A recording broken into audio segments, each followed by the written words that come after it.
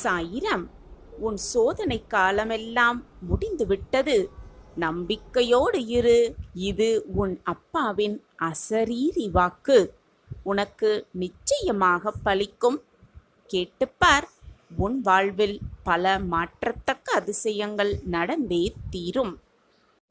எத்தனை துன்பங்கள் உன் வாழ்வில் வந்தாலும் நடப்பதெல்லாம் நன்மைக்கே என்று உன் மனதில் பதிய வைத்துக்கொள்.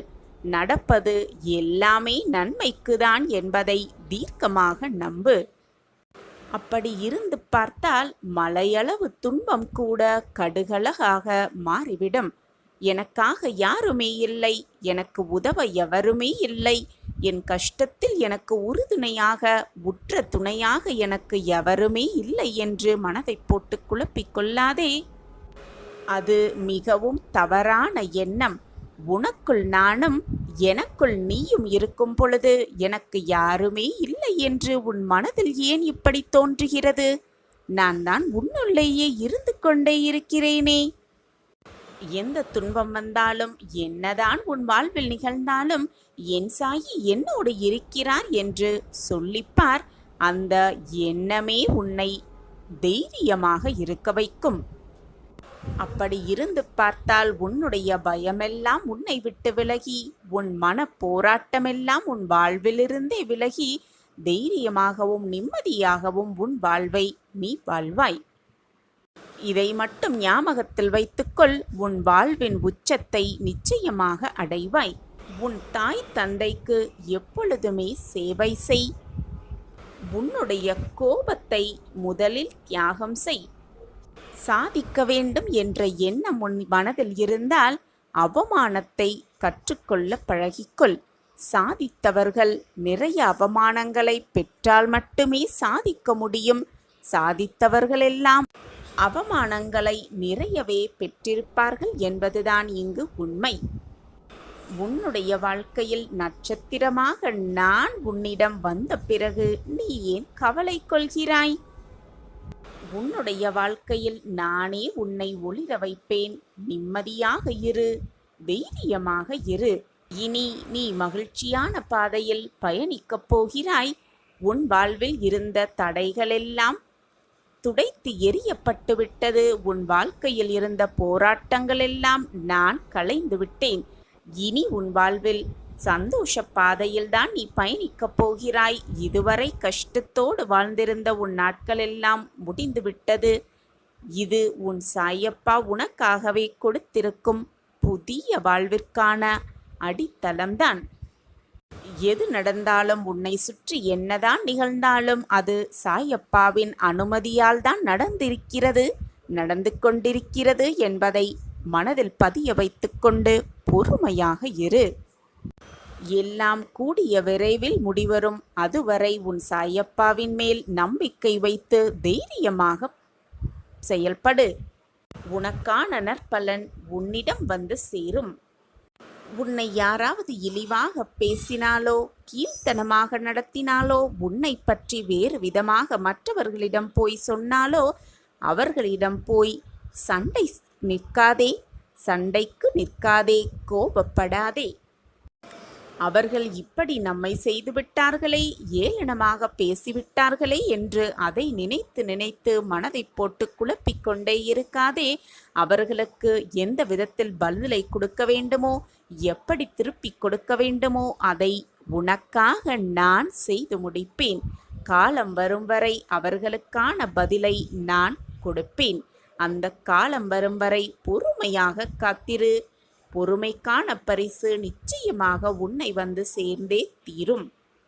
உனக்கான காலத்தை நான் உருவாக்கிவிட்டேன். உன் வீட்டிற்கு விரைவில் நான் வருவேன். என்னை வரவேற்க தயாராக இரு. உன் சோதனை காலங்களெல்லாம் முடிந்துவிட்டது என்று நான் கூறிய பிறகும் ஏன் இத்தனை கவலைகளை சுமந்து கொண்டே இருக்கிறாய் என்பது எனக்கு புரியவே இல்லை. உன்னை நான் நன்றாக அறிவேன். நீ எதற்குமே பயப்படாதே. உன் நிலையையும் நான் அறிந்து வைத்து கொண்டுதான் இருக்கிறேன். இப்போது உள்ள நிலைக்கு ஏற்றவாறு நீ நடந்து கொள்ள பழகிக்கொள். பிறகு என்ன தேவை என்பதை அதை பிறகு பார்த்து கொள்ளலாம். முதலில் நிகழ்வு சூழ்நிலைகளை புரிந்து கொள், அதற்கு ஏற்றவாறு நடந்து கொள். என்றைக்குமே எனக்கு நீ குழந்தைதான். ஆனால் உன் வாழ்க்கையில் நீ குழந்தைத்தனமாகவும் இப்படி இருக்க வேண்டிய அவசியமே இல்லை. கொஞ்சம் பொறுப்பாக நடந்து கொள். கஷ்ட நஷ்டங்களை புரிந்து கொள். அதை தெரிந்து புரிந்து நடந்தால் உனக்கான நல்ல நேரம் உன்னை வந்து சேரும். நான் நல்ல வார்த்தையை தான் உனக்கு கூறிக்கொண்டே இருக்கிறேன். இது உனக்கான அசரீரி வாக்கு. உன் இப்போதைய நிலை கண்டு துவளாதே, கலங்காதே, நம்பிக்கையை இழக்காதே. கொஞ்சம் பொறுமை காத்துக்கொள். எப்பொழுதும் உன்னுடன் நான் இருப்பேன். உனக்கு எல்லாம் நல்லதே நடக்கும். முதலில் வாழ்க்கையை நினைத்து பயப்படுவதை நிறுத்திவிடு. பயம் புத்தியை துளைக்க வைத்துவிடும். பயம் எதிர்மறை எண்ணங்களை உருவாக்கும். அதனால் அதை உன்னிடத்திலிருந்து துடைத்து எறிந்துவிடு. நிச்சயமாக உன் நிலை மாறி நிச்சயம் ஆனந்தமாய் வெற்றி பெற்று வாழ்வாய். என் உயிருக்கு உயிராயிருக்கும் அன்பான குழந்தை நீ. உன் தாயாக தகப்பனாக என்றும் நான் உனக்கு துணையாக இருப்பேன். சாயப்பா உன்னோடு இருக்கும் வரை எதற்குமே நீ கவலையோ பயப்படவோ அவசியமே இல்லை. சாயப்பா இருக்க உனக்கு ஏன் மனக்கவலை? என் அன்பு குழந்தையே, உனக்கான ஒரு விஷயம் தாமதமாக நடக்கிறது என்றால் அது உனக்கான நிறைவான விஷயமாக மாறப்போகிறது என்பதை முடிவு செய்து கொள். உனக்குள் இருக்கும் எதிர்மறை எண்ணங்களை மாற்றிக்கொள்ள வேண்டும். அப்பொழுதுதான் நீ நேர்மறையான சிந்தனையோடு உன் வாழ்க்கை பயணத்தை மேற்கொள்வாய். எதிர்மறை எண்ணத்தை முதலில் உன் மனதிலிருந்து தூக்கி எறிந்துவிடு. நடக்குமா நடக்காதா, முடியுமா முடியாதா, கிடைக்குமா கிடைக்காதா, இது போன்ற எண்ணங்களை விட்டுவிடு. உன்னை முழுவதுமாக முதலில் நம்பு. அப்போதுதான் நான் உன்னிடம் இருப்பதை நீ உணர்வாய். இந்த மாயை உலகத்தில் அறிமுகமாகும் அனைத்துமே நிரந்தரமே அல்ல. நல்லவனாக இரு, தவறு இல்லை. ஆனால் உடன் இருப்பவர்களை கெடுத்து விடாதே. வாழ்க்கை என்னும் சக்கரத்தில் பயணம் செய்து கொண்டிருக்கிறாய். உன்னை நான் கவிழ்த்து விடமாட்டேன். என்னுடைய நேரடி பார்வையில் நீ இருக்கிறாய். ஆம், என் பார்வை உன்மீது இருந்து கொண்டுதான் இருக்கிறது. உன் இல்லத்திலும் உன் உள்ளத்திலும் நான் உட்கார்ந்திருக்கிறேன். உனது நடவடிக்கைகள் அனைத்தையும் நான் கவனித்து கொண்டுதான் வருகிறேன். எதையும் எதிர்பார்த்து செய்ய முயற்சிக்காதே. எதையும் நீ எதிர்பாராத நேரத்தில் நான் உனக்கு தருவேன். நான் உன்னை தேடி வந்தேன், உதாசீனப்படுத்திவிட்டாய். மீண்டும் அருகில் வந்தேன், மீண்டும் உதாசீனப்படுத்தினாய். பரவாயில்லை, நீ எனது செல்ல குழந்தை. எனக்கு உன்னிடம் எந்த கோபமும் இல்லை. மகிழ்ச்சியாக இருக்கப் போகிறாய். உனக்கு ஏற்பட்ட துயரங்களை விரைவில் முழுவதுமாக பூர்த்தி செய்து உனது வாழ்க்கை தரத்தை உயர்த்தப் போகிறேன். உன் சாயி தேவா. கவலைப்படாமல் இரு. ஆம் குழந்தையே, கவலைப்படாமல் இரு. தெரியாமல் என்ன நடக்கப் போகிறது என்று தெரியாமல் கவலைப்பட்டு கொண்டிருக்கிறாய். நம்பிக்கையோடு இரு. நம்பிக்கைதான் வாழ்க்கை. அப்பா நான் இருக்கிறேன் நிழலாக. சாயப்பா இருக்க உனக்கு ஏன் மனக்கவலை? எப்பொழுதுமே உன் மனதை சமநிலையாக வைத்துக்கொள். இன்பத்தைக் கண்டு பரவசப்படாமல், அதிகமாக பரவசப்படாமல், துன்பத்தைக் கண்டு துவண்டு விடாமல், அப்படியே துவண்டு சரிந்து உட்கார்ந்து விடாமல் உன்னை சமநிலையில் வைத்துக்கொள்ள பழகிக்கொள். அப்பொழுது எதற்குமே நீ கலங்க வேண்டிய அவசியமே இருக்காது. இந்த பக்குவமான மனநிலைக்கு முதலில் உன்னை கொண்டு வருவது மிக மிக கஷ்டமாகத்தான் முதலில் இருக்கும். ஆனால் முயன்று பார். முடியாதது என்று எதுவுமே இந்த உலகில் இல்லை. உலகத்தில் எதுவுமே நிலையானது அல்ல என்பதுதான் உண்மையிலும் உண்மை. நிலையாமை மட்டும்தான் இந்த உலகின் ஒரே நிலையான உண்மை. அந்த உண்மையை உணர்த்துவதும் தெளிவதுமான அனுபவமே நமக்கு வாழ்க்கை பயணமாகவே ஆகிறது. அந்த பயணத்தில் ஏதோ ஒரு கட்டத்தில் நாம் விரும்பியோ விரும்பாமலோ இந்த உண்மைக்கு நாம் ஆட்கொள்கிறோம். அதன் தாக்கத்தில் தீவிரத்தில் நாம் அனைவருமே செயலிழந்து நிதானமிழந்து தவறி மயங்கி நிற்கிறோம்.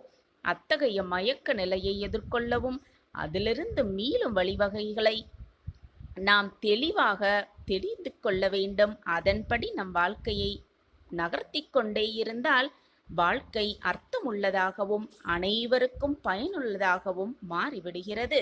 நிலை இல்லாதவர்களை நிலையானது என எண்ணி அதில் மனம் மயங்கி வாழ்க்கையை வீணடிக்காமல் நிலையான பேரருளை உணர்ந்து தெளிந்து அதன் வழி நிற்பதே நம் வாழ்க்கையில் நீ முன்னேறுவதற்கான வெற்றியடைவதற்கான மிகப்பெரிய ஊக்கமாகவே இருக்கும். கோபத்தை முதலில் குறைத்து கொள்ள பழகிக்கொள். எது வந்தாலும் மற்றவர்களிடத்தில் கோபத்தை காட்டாதே. நெருக்கமானவர்களிடம் காட்டப்படும் கோபமும் ஒரு விதமான அன்புதான் என்பதை புரிந்து கொள். எது நடந்தாலும், உன்னை சுற்றி எது நடந்தாலும், உன்னை விட்டு எது விலகினாலும், உனக்கு வாழ்க்கையில் என்ன நிகழ்ந்தாலும் எல்லாமே ஏற்கனவே தீர்மானிக்கப்பட்டதுதான். தீர்மானிக்கப்பட்டபடிதான் எல்லாமே உன் வாழ்க்கையில் இது நாள் வரை நடந்து கொண்டிருக்கிறது. இனியும் அப்படித்தான் நடக்கும். எல்லாமே இறைவனின் விளையாட்டுதான். கொடுப்பவர் அல்ல இறைவன், கொடுக்க வைப்பவரும் இறைவன்தான். இதை உணர்த்தும் விதமாக ஒரு சிறிய கதையை பார்க்கலாம். முன்னொரு காலத்தில் அரசன் ஒருவன் இருந்தான். அவனுக்கு பல நற்குணங்கள் பொருந்தியவனாகவே இருந்தான். கடவுள் நம்பிக்கை மட்டும் அந்த அரசனுக்கு இல்லவே இல்லை. ஒரு நாள் அந்த அரசன் நாட்டு நிலைமையை பற்றி அறிந்து கொள்ள மாறு வேடத்தில் நகர்வலம் சென்றான். அப்போது நகரத்தில் 2 பிச்சைக்காரர்கள் பிச்சை எடுப்பதை பார்த்தான். ஒரு பிச்சைக்காரன் கடவுள் பெயரை சொல்லி பிச்சை கேட்டான். மற்றவனோ அரசனின் பெயரை சொல்லி பிச்சை கேட்டான். அரசன் அவர்களிடம், இருவருமே பிச்சை எடுப்பதை நான் பார்த்தேன். ஒருவர் கடவுள் பெயரை சொல்லியும் மற்றொருவர் அரசன் பெயரை சொல்லியும் பிச்சை எடுப்பதற்கு காரணம் என்ன என்று கேட்டார் அரசர். அதற்கு ஒருவர் கடவுள் நம்பிக்கை கொண்ட பிச்சைக்காரன், இந்த உலகம் முழுவதையும் காப்பவன் இறைவன்தான். இறைவனின் அருளால் மட்டுமே ஒருவன் செல்வந்தனாக மாற முடியும். அதனால்தான் நான் இறைவன் பெயரை சொல்லி பிச்சை கேட்கிறேன் என்றான். மற்றொரு பிச்சைக்காரனோ, அரசே, இறைவன் கண்ணுக்கு தெரியாதவன். ஆனால் கண்ணுக்கு தெரிந்த விஷயம் அரசன் மட்டுமே. அரசனால் மட்டுமே ஒருவன் செல்வந்தனாக முடியும். அதனால்தான் அரசன் பெயரை சொல்லி பிச்சை கேட்கிறேன் என்றானாம். அரசர் இருவரையும் அனுப்பிவிட்டு தன்னுடைய அமைச்சரிடம் இது பற்றி ஆலோசித்தார். அமைச்சர் அரசனிடம், அரசே, முதல் பிச்சைக்காரன் சொன்னதுதான் சரி. இறைவன் அருள் இருந்தால்தான் அந்த உதவியை பெற முடியும் என்றார். உடனே அரசர் கோபமுற்று, இறைவன் அருளா அல்லது அரசனின் அருளா என்று சோதித்து பார்க்க தீர்மானித்தான். சில நாட்களில் அந்நாட்டில் உள்ள கோயில் திருவிழா ஒன்று நடைபெற்றது. அங்கு அரசனும் குடிமக்களுக்கு சில பரிசுகளை அளிக்கப் போவதாக அறிவித்தான். பரிசினை பெற குடிமக்கள் அனைவரும் வந்தனர். அவர்களுடன் அந்த 2 பிச்சைக்காரர்களும் நின்றனர். அரசன் ஒவ்வொருவருக்கும் புதிய துணி ஒன்றையும் கூடவே பரங்கிக்காய் ஒன்றையும் பரிசளித்தான். அரசின் பெயரில் பிச்சை எடுப்பவனுக்கு மட்டும் பரங்கிக்காயினுள் நகை, தங்க நகை, வைர வைடூரியங்களை வைத்து அந்த பிச்சைக்காரனிடம் கைகளில் கொடுத்தான். கடவுள் பெயரை சொல்லி பிச்சை எடுத்தவனுக்கு எல்லோரையும் போலயே துணியும் பரங்கிக்காய் மட்டும் பரிசளித்தான். சில நாட்கள் கழிந்தன. அரசன் ஒரு நாள் நகர்வலம் சென்றான். அப்பொழுது அரசர் பெயரை சொல்லி பிச்சை எடுப்பவன் சாலையோரத்தில் அமர்ந்து பிச்சை எடுப்பதைக் கண்ட அரசனுக்கு, நான் பரங்கிக்காயின் உள்ளே தங்க வைர நகைகளை வைத்து பரிசளித்தும் இவன் ஏன் பிச்சை எடுக்க வேண்டிய காரணம் என்ன என்று யோசித்து அவன் அருகில் சென்றான். உடனே அரசன் அந்த பிச்சைக்காரனிடம், நான் அன்று உனக்கு பரிசுகள் அளித்தேனே, அதற்கு பிறகும் நீ பிச்சை எடுக்க வேண்டிய அவசியம் என்ன என்று கேட்டான். அந்த பிச்சைக்காரனும், அரசே, நீங்கள் அன்று ஒரு பரங்கிக்காய் பரிசளித்தீர்கள். அதை நான் 5 வெள்ளி காசுகளுக்கு ஒருவனுக்கு விற்றுவிட்டேன். அந்த 5 வெள்ளிக்காசுகளை வைத்து எத்தனை நாட்கள் தான் என்னால் உண்ண முடியும்? அதனால் மீண்டும் பிச்சை எடுக்க வந்துவிட்டேன் என்று கூறினானாம். அதை கேட்ட அரசன் கோபமுற்று, மூடனே, நான் உனக்கு பரிசளித்த பரங்கிக்காயினுள் தங்க வைர நகைகள் வைத்திருந்தேனே, நீ அதை பார்க்கவே இல்லையா? பார்த்திருந்தால் அறிந்திருப்பாயே என்று அவனை திட்டிவிட்டு நகர்ந்தார் அரசர். சற்று தூரத்தில் ஒரு செல்வந்தனை பார்த்தார் அரசர். அவன் இறைவன் பெயரை சொல்லி பிச்சை எடுத்தவன் என்பது அவனுக்கு புலப்பட்டது. அரசன் அவனிடம் சென்று, ஐயா, நீங்கள் முன்பு பிச்சை எடுத்துக்கொண்டு இருந்தீர்கள் அல்லவா? இப்பொழுது எப்படி செல்வந்தனாகீர்கள் என்று கேட்டார். அதற்கு அவனும், அரசே, நான் என் தந்தை இறந்த தினத்தில் சிலருக்கு இறைவன் பெயரை சொல்லி அன்னதானம் செய்தேன். அன்று ஒருவனிடம் 5 வெள்ளிக்காசு கொடுத்து ஒரு பரங்கிக்காய் வாங்கினேன். அதை சமைப்பதற்காக வெட்டிய போது அதனுள் தங்க வைர நகைகள் இருப்பதைக் கண்டேன். இறைவனின் அருளால் இன்று நான் செல்வந்தன் ஆகியே விட்டேன் என்று கூறினான். இறைவன் அருள் இல்லையென்றால் வாழும் வாழ்வில் எந்த வளமும் பெற முடியாது என்பதை அவன் புரிந்து கொண்டார். அரசர் புரிந்து கொண்டார். நாம் நல்லாட்சி செய்வதற்கும் இறைவன் அருளே என்று அரசர் அறிந்தும் கொண்டார். நல்ல மனம் படைத்தவர்களுக்கு, நல்ல எண்ணம் படைத்தவர்களுக்கு இறைவன் எப்பொழுதுமே அருள் புரிவார். கொடுப்பவர் மட்டும் அல்ல இறைவன், கொடுக்க வைப்பவரும் இறைவன்தான். நம்பிக்கையோடு, இறைவன் மேல் தீராத நம்பிக்கையோடு இருந்தால் நமக்கானது நிச்சயமாக நம்மிடம் வந்து சேரும். இதில் எந்த ஒரு மாற்று கருத்துமே இல்லை.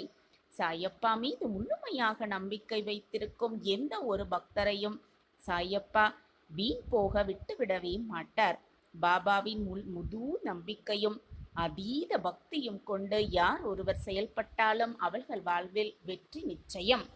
நல்ல எண்ணம், நல்ல சிந்தனை, நல்ல நிகழ்வுகளை மட்டுமே சிந்தித்துக் கொண்டிருக்கும் மனம் எப்பொழுதுமே வெற்றியை மட்டுமே அடையும். இந்த நொடி கவலைகள் உன்னை சூழ்ந்து இருந்தால், மனம் வேதனையில் கட்டுப்பட்டு கிடந்திருந்தால், மனம் பாரமாக இருக்கிறது போல உணர்ந்தால், மனவேதனையில் தவித்துக் கொண்டிருந்தால், உன் மனதில் ஒரு இனம் புரியாத சோகம் நிலைத்து இருப்பது போல உணர்ந்தால், இதை முழுவதுமாக நம்பிக்கையோடு கேள்.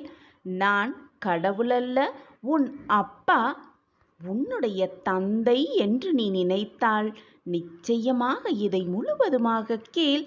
நான் உன் தந்தை இருக்கிறேன். உன் வாழ்க்கையை மீட்டெடுப்பேன். நல்ல நிலைமைக்கு உன்னை கொண்டு வருவேன் சர்வ நிச்சயமாக. வாழ்க்கை என்றாலே ஏற்றம், இரக்கம், இன்பம், துன்பம், மகிழ்ச்சி, சந்தோஷம், ஆனந்தம், கோபம், விரக்தி, போராட்டம் என்று எல்லாமே கலந்துதானே இருக்கும். அதை லாவகமாக கடந்து வந்தால்தானே உன் வாழ்க்கையின் வெற்றியின் சுவாரஸ்யமே அடங்கியிருக்கும். அதை விட்டுவிட்டு எப்பொழுதுமே எதையோ பறிகொடுத்தது போல, எதையோ வாழ்க்கையில் முழுவதுமாக இழந்து விட்டதைப் போல, வாழ்க்கையையே வெறுத்து விட்டது போல எப்பொழுதுமே இப்படியே இருந்தால் என்னத்தான் செய்ய முடியும்? நீ உன் கடமையை திறம்பட செய்து கொண்டே இரு. தேவையில்லாத பேச்சுகளையும் தேவையில்லாத மனிதர்களையும் நினைத்து வீணாக உன் மனதை நீயே கெடுத்து கொள்ளாதே. உன்னுடைய பலம் மிகுந்த அந்த ஆற்றலை வீணாக தேவையில்லாத சொற்களுக்கும் தேவையில்லாத மனிதர்களிடம் செலவழிக்க எண்ணாதே என் குழந்தையே. இதுநாள் வரை உன் மனதில் இருந்த வேதனை, துக்கம், தோல்விகளால் மனம் வெறுத்து போய் பரிதவித்தது எல்லாம் முடிவு பெறப் போகிறது. உன்னுடைய உழைப்பிற்கு ஏற்ற பலன் நிச்சயமாக கிடைக்கும். உன் வேண்டுதல் எப்படி தோற்று போகும்? நிம்மதியும் சந்தோஷமும் அழகாய் பூத்து குலங்கும் வண்ண மலர்களைப் போல் இனி உன் வாழ்க்கையில் வசந்தம் வீசத் துவங்கும். உனக்கு அனைத்துமாக உன் சாயி தேவா இருக்கும் பொழுது எதற்காக உனக்கு இந்த கேள்வி? என் வேண்டுதல் வீண் போய்விடுமா என்ற கேள்வி உன் மனதில் எண்ணவே கூடாது. எப்பொழுதுமே கலங்காமல் இரு. நான் உனக்கு எப்பொழுதுமே துணையாகவே இருப்பேன்.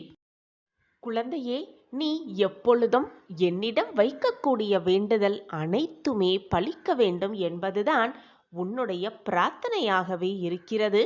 இது எனக்கு நன்றாகவே தெரியும் என் குழந்தையே. உனக்கு எந்த நேரத்தில் எதை செய்ய வேண்டும், எப்படி செய்ய வேண்டும் என்று எனக்கு தெரியும். உன்னை படைத்தவனுக்கு தெரியும். எனவே என் குழந்தையே, எப்பொழுதும் வந்து எனக்கு இதை கொடுங்கள் சாயப்பா, என் வாழ்க்கையை இப்படி மாற்றிவிடுங்கள் சாயப்பா என்று என்னிடம் வந்து இதை கொடுங்கள், அதை தாருங்கள் என்று கேட்காமல், சாயிநாதரே, என் வாழ்க்கைக்கு எது நன்மையோ அதை எனக்கு ஆசிர்வாதமாக கொடுத்தாலே நான் மிகவும் சந்தோஷமாக இருப்பேன். இப்படி மாற்றி வேண்டிப்பார். இப்படி பிரார்த்தனை செய்து பார். நீ நினைத்ததை விட 10 மடங்கு மேலாக நான் உனக்கு திருப்பித் தருவேன். குழந்தையே, நீ உன் வாழ்க்கையில் கஷ்டங்கள் இல்லாமல் வாழ விடலாம். உன்னை படைத்த, உன்னை இயக்கிக் கொண்டிருக்கும் உன் சாயப்பாவிற்கு தெரியாதா உனக்கு எதை, எப்பொழுது, எப்படி கொடுக்க வேண்டும் என்று? ஏன் உன் மனதை குழப்பிக் கொண்டிருக்கிறாய்? என் வேண்டுதல் வீணாகிவிடுமோ, என் வேண்டுதல் பறிபோகிவிடுமோ என்று ஏன் உனக்கு இந்த குழப்பம்? உன் வேண்டுதல் எப்படி தோற்று போகும் என்று நீ நினைக்கிறாய்? என்னிடம் பிரார்த்தனையாக வைத்த எதுவுமே நிச்சயமாக தோற்காது. என் பொக்கிஷமான பிள்ளைகளுக்கு நான் கொடுக்க வேண்டிய நேரத்தில், கொடுக்க வேண்டிய சமயத்தில், கொடுக்க வேண்டிய விஷயத்தை நிச்சயமாக கொண்டு வந்து சேர்க்கும் வேலையை நான் ஏற்றுக்கொண்டிருக்கும் பொழுது அது எப்படி தப்பும் என்று நீ நினைக்கிறாய்? நிச்சயமாக தப்பாது. உன் சாயப்பாவின் வாக்கு அப்படி. என் வாயிலிருந்து வீணாக சொற்கள் எழவே எழாது. நான் இருக்கிறேன் குழந்தையே. என் வார்த்தைகளின் மீது நம்பிக்கை வைப்பாயா?